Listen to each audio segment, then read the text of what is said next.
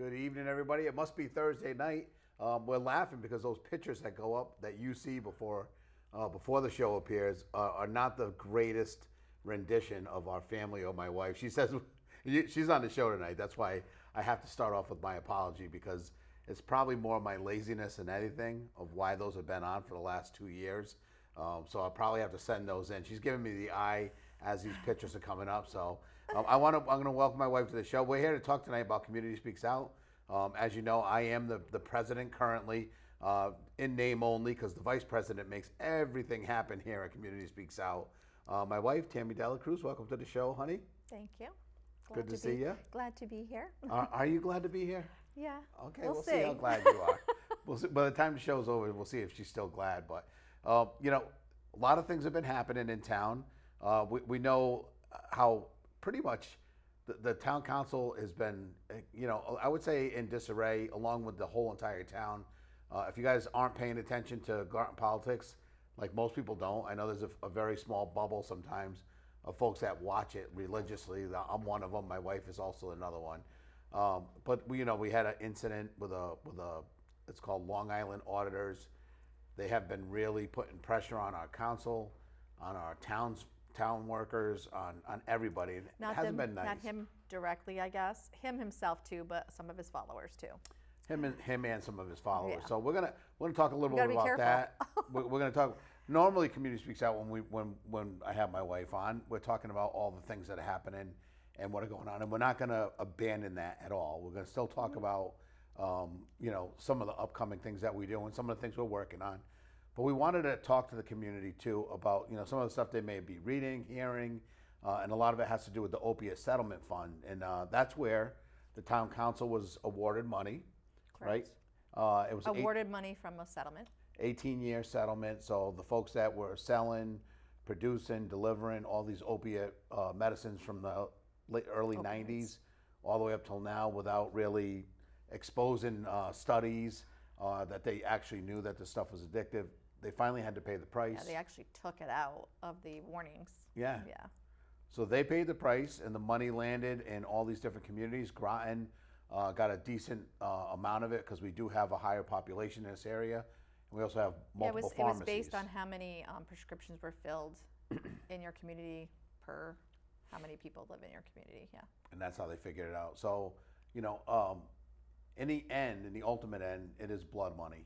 In the ultimate end, it's not budget money. It does fall under the guise of councils.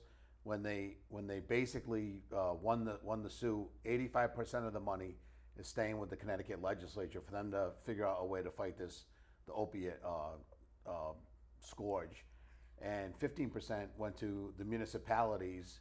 Just the way we said, they were pretty much divvied up that way. Tammy and I mean, she spoke in front of the town council. Mm-hmm. I did as well for the last 3 years. And again, like we told everybody, if you came from outer space and you looked at this last town council meeting and said, why would only one group get the money? It would make sense. But we want to make sure you guys are aware of the whole picture. So 3 years ago, we went in front of the council? Yeah, we went in front of the council, and a lot of the councilors knew about Community Speaks Out. They've attended events. They knew that we are a non-paid working board and that we were really making a big impact in our community. So when we heard about the money coming down, we went there and pitched it to them, because there wasn't really anybody like us. Right? Still isn't. Yeah, there still isn't. There's not exactly different places that do different things, but they have salaries to pay. Yeah. So we just knew that we could bring that money a lot further without having to pay for anybody's salaries. Yeah, and I'm going to tell you what our council, which I'm extremely proud of, led by our mayor and a strong group of council members. To me, that really, really got it, and I want to extend that over to the RTM as well.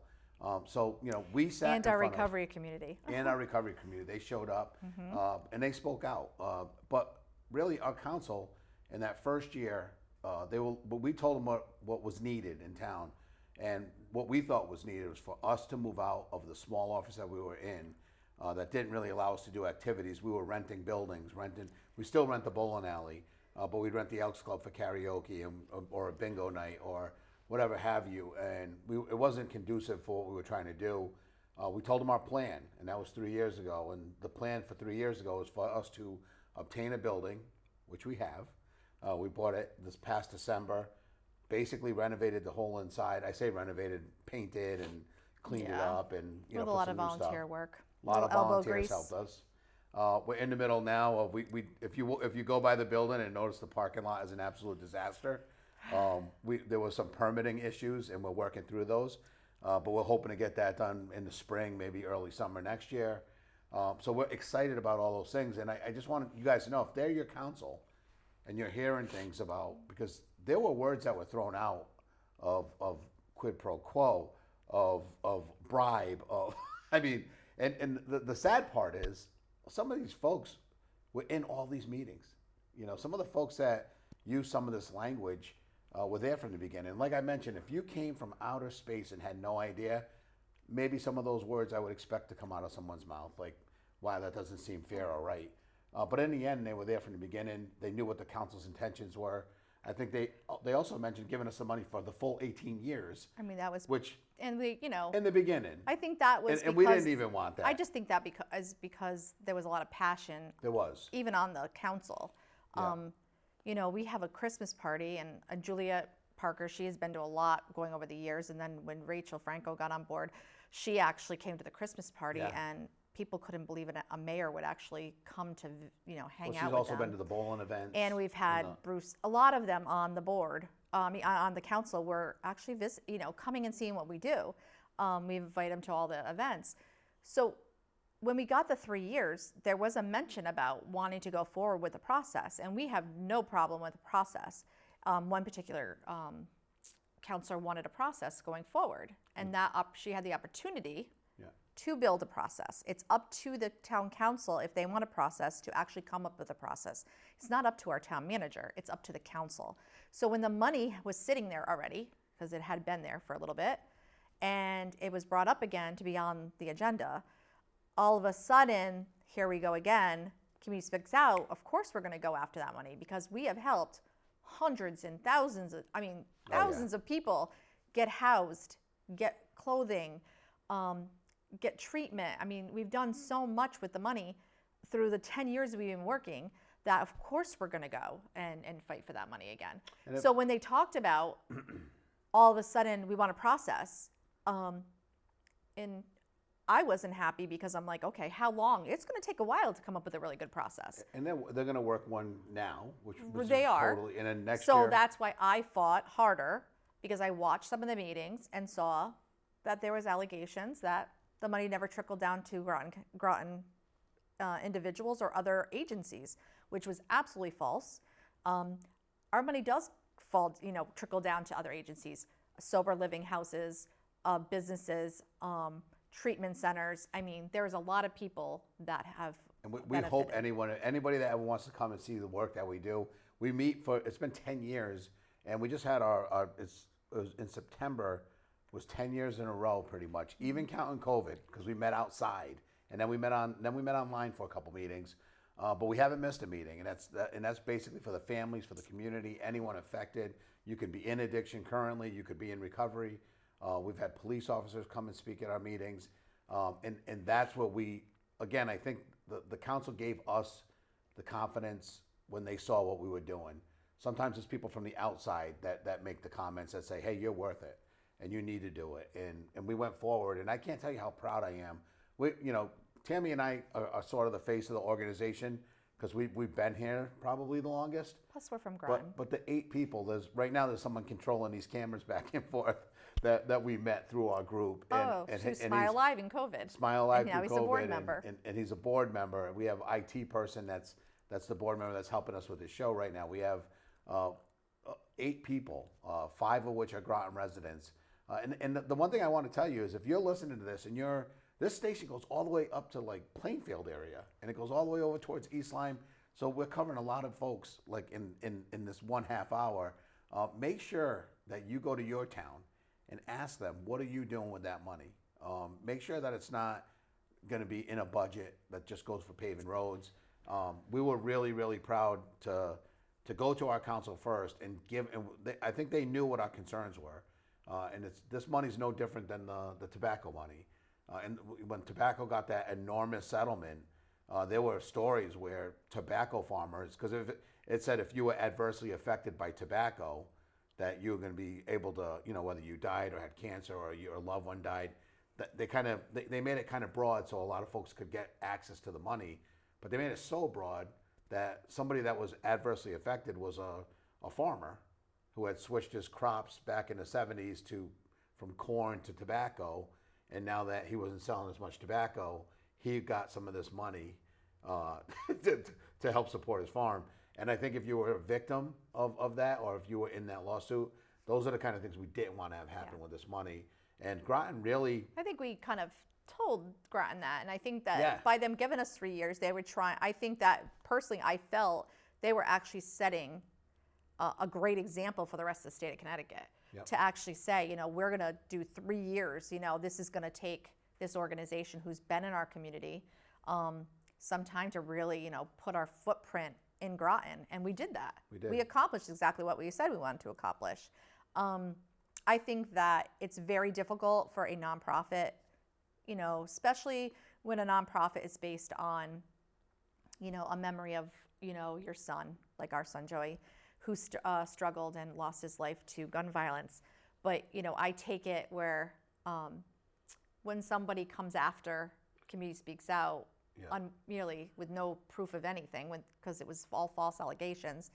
And, one of the things that was mentioned is that it's because of who we are. It's because we're friends with people. And I'm thinking, okay, I've lived here my whole entire life.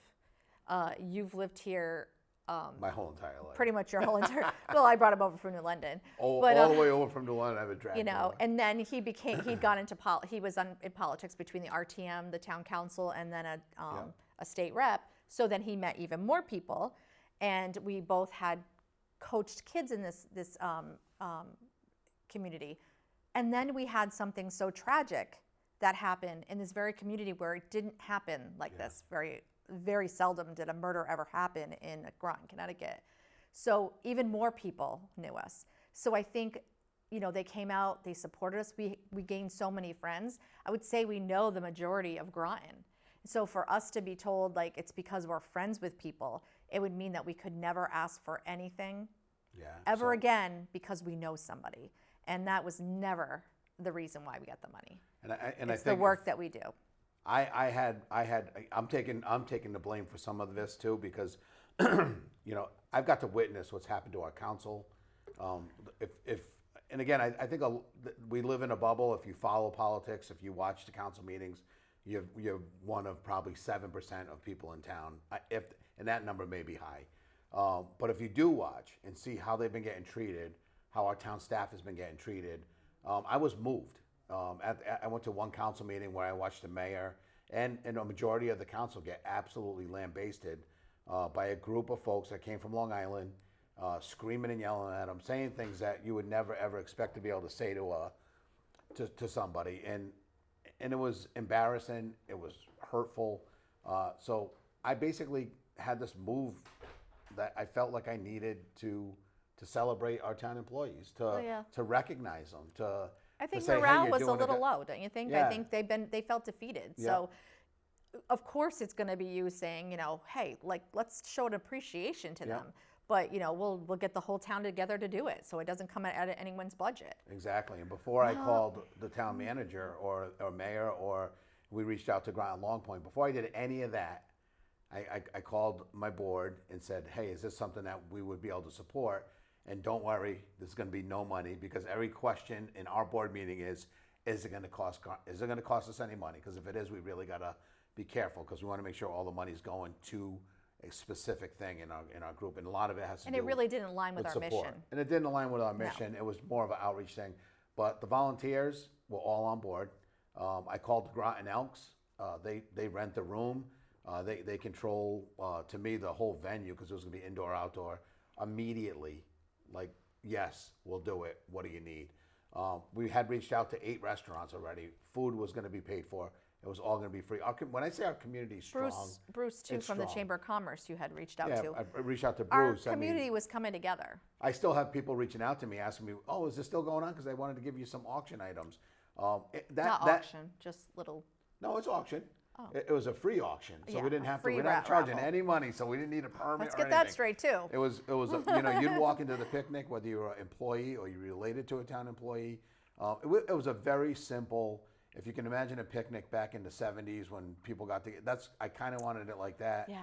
I and- was already working on a self-care basket. Yeah. Like we had other people making blankets. We had Yep. just people were feeling good about it because Yep. you know nothing better than to lift our own community up, right? So again, but again, I do take responsibility where, I put out a flyer and I used our system where it said Community Speaks Out was the host because we have these QR codes we make. And when I say we, I'm talking about somebody else on our board. I don't do any of this stuff. Thank you. We have a platform called Levitate. Yeah. Doesn't cost us anything extra to send out Invites. And to invites keep track. or for someone to send back that they're coming. Yeah. It was only to make sure we could keep track of how many people were going to much actually food. attend and how much food was actually going to need to be donated. Yeah. And that was simply all it was. And Yeah. it turned into a misuse of funds, making questions, making accusations. Of course, those accusations were made on a night that there was Long other Island things. The Long auditors were Island there. auditor was there, so that's great. So really what it did was it amplified something that didn't and it was need done to be on purpose. For us, So. for me personally, I would have Unfortunately. loved to see the folks that asked those questions, and they are good questions. Let's be honest. If, like I said, if you came from outer space, you may ask those. I just wish somebody from that side, anybody, would have called me and said, "Hey, are you guys using that money we just awarded you?" Very simple question. And if they wanted to come sit down Well, at I a board asked meeting, an individual, and they said I didn't have your number. I said, "Oh, that's funny because my number's plastered everywhere because I Yeah. get phone calls 24/7." and they had everybody else's number, the Long Island auditor's number. They had They had everybody else's number but So- our number. And I again, this is a weird position. Here we are on TV trying to explain something and what I want to make sure all of you understand is this: if you're a part of any nonprofit, you know how hard the board works. You know how everyone works together. We're not really offering a product. Our product is our love that we show to people, that we try to help them get out of a situation. We try to share the knowledge that we have learned. That's our product, and it's very popular right now. Very popular. But our donations come from people that make a decision That trust us. that they're going to give. They're writing a check to an organization, and I don't care what nonprofit you are, but they're writing a check, and it's trusting that when this check goes somewhere, that it's going to go to what they think it's going to go to. We take great pride in it. It's not even a pride in that it's going to that thing, but we know where it's going. There's zero paid people at Community Speaks Out. In fact, I would challenge. I wonder of the 8 of us, if we piled all the money and donation time that we put into a pile, that it would be insane. And it's supposed to, when you donate in time, you think, you know what, I'm donating my time. You're pulling money out of your pocket all the time. That's why, if you want to donate or if you want to help out, come over to Community Speaks Out. We have plenty of different things that you don't have to pull money out of your pocket, but we do. And I think most of our board does. And that's why I think it was so hurtful. And that's why we're doing this show tonight. This is completely off track of a show that I've ever done. It's more like a response show. Well, I kind of look at it, especially right now, the climate that's going on in America, right? It's true. And I'm just going to I have my own personal opinions. This is separate from CSO, but like if our current president said that the sky is red and it will never turn another color again, there's going to be people that says, yes, I can see it, it's red. And then that's going to be me standing there going, no, it's blue and it's never been red or whatever. People hear accusations and there's times where they don't really care whether it's the truth or not. They're just going to believe it. And that's very dangerous and very hurtful to an organization like ours who has done nothing but help people. And I'm proud of all the work we did. And the individuals that actually made these accusations, they've never, to my knowledge, because I don't know them very well, and I'm shocked that they're really, attacking us, but they haven't held the hand of a mom who lost their child to an overdose. I can tell you right now, it is a lot. I mean, it's the saddest thing, and we have to do a lot of work to really keep ourselves together and strong for individuals. I mean, they're talking, we have fought so hard, and then years later to hear that we lost them to an overdose, and then just to see the defeat on the family's face and know they're never going to see their loved one again. This is what that money's about. Yeah. This is exactly what that money's about. So I just want to make sure that, you're hurting those families when you make accusations that are based on not really any proof, just because I believe you have it out for other people and you think we're connected to those people. It's insanity to me. But I think it's important. I'm not here to defend myself. I'm here to protect Community Speaks Out.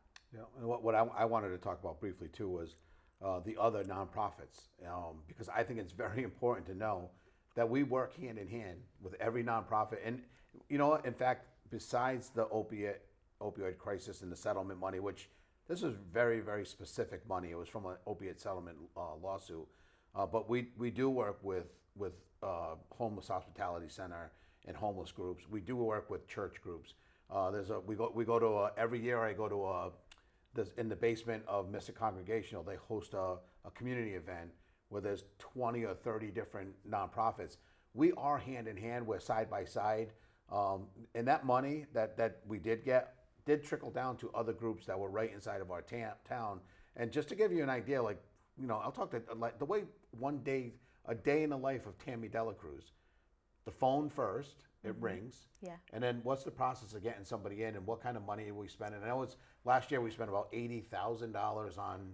There's a lot. I on mean, it's sober so hard living, to even there's so much, Well, you take an intake, right? And Yeah, then- so say it depends on who it is. If it's a family member or the loved one who's there, or an individual who needs help, Yeah. say. Let's do an example. They're at Stonington Institute in Groton, example, and they've just went through their treatment program, and unfortunately, there is nowhere for them to go. When they arrived, they were homeless. So once they've been in Groton, they're part of Groton, because if they walk out that door homeless, they're going into the streets of Groton. Yep. So sometimes they'll be calling, and they need to get to the next step. So I'll do a complete intake, and when I'm talking, I'll find out, current town is Groton. Where's your hometown considered? What are your risk factors? There is a lot of questions that go into it. We ask what kind of addiction they have, and sometimes they'll say alcohol, and I also say, have you ever had an opioid problem?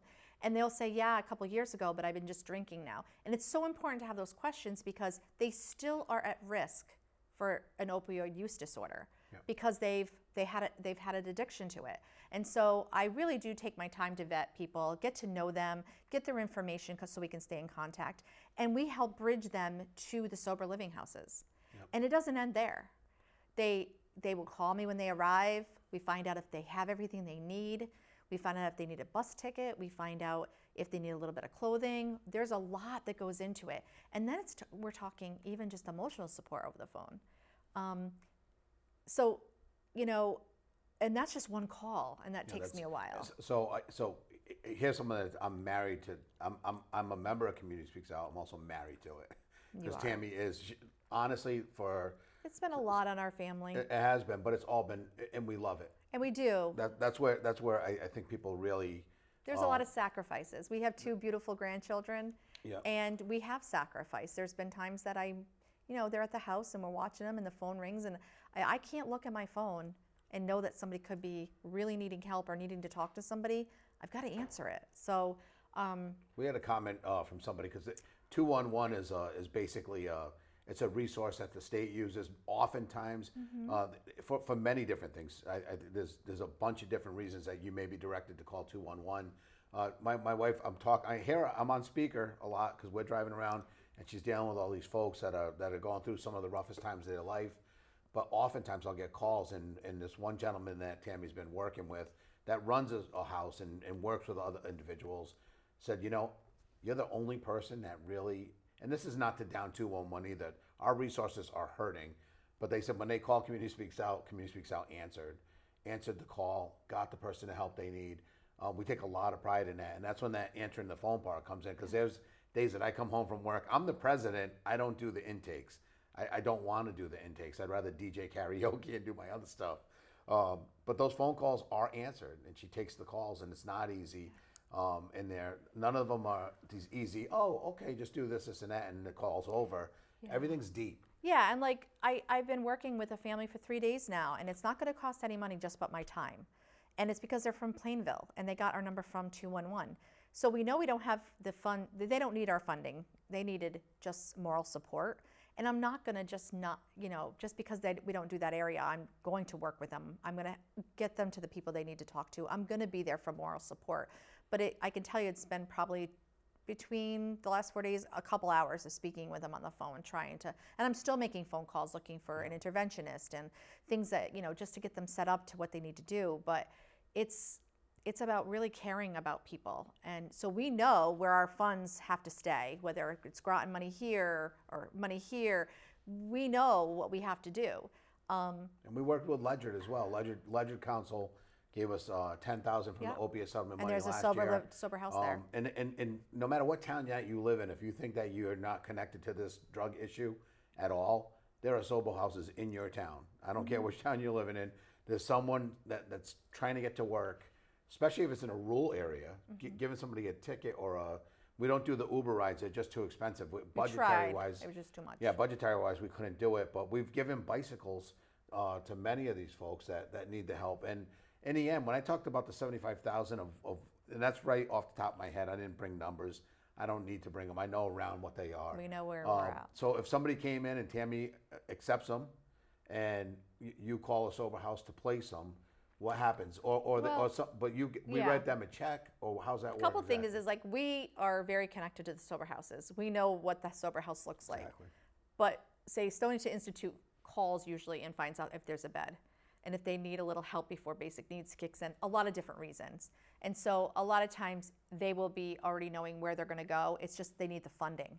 And we've been told many times they have called around to multiple agencies and they don't have any funding. Yeah. But Community Speaks Out tries to do their best to never say no. Yeah. We want to make sure that you're good at saying no. the only time I'm good at saying I hear. She says no if you're not not doing your work. Part of our job is to make sure that people are thriving and they're adulting, and you don't do all those things when you're not in active addiction, And I have been called and thanked when I actually have had to say, it's been a year and you didn't, save money. And let's talk about that. How can we save that money? How can we do a better job? And sometimes I might say, I can't help catch you all the way up. I talk to the house owner. Maybe we help with a 1 week or maybe we don't do any of that and we just get them on a payment plan. Like there's a lot of things that go into it. And I really do. I vet. And I want to just say, we live in Groton. We have quite a few houses in Groton. And there's nothing that gives me joy like going into the sober houses. I can go there anytime I want. I've been told, especially Recovery 12 I work with. We work with Ahava House, wonderful. We work with, that's in New London, but we work with Community of Hope. And I know that I've gone to see the girls there. I've talked to them there. They've come to our support group meeting in our hub. They are the most, talk about gratitude, grateful people that I've ever met. Yep. And if they don't show gratitude, I have a talk with them about how important it is that you are in a bed every day and you begin each day. When you have a bed, when I always say begin each day, helps out. It just creates possibilities for you. And I'll tell you, they have been so grateful and ready to help us out, We're down volunteer. We're our last minute. I know. Me and my wife. I want an hour. Between the two of us, we could talk a half hour without, I know. without breathing. I just want people to know that the work we're doing ends up being the people that serve you coffee, work at EB. Everything. They run go the gamut. at restaurants, they do, and they're wonderful because you know what? They're actually productive citizens in our community. All right. And they deserve the chance. Time is up. Next week, I will see you guys here. We have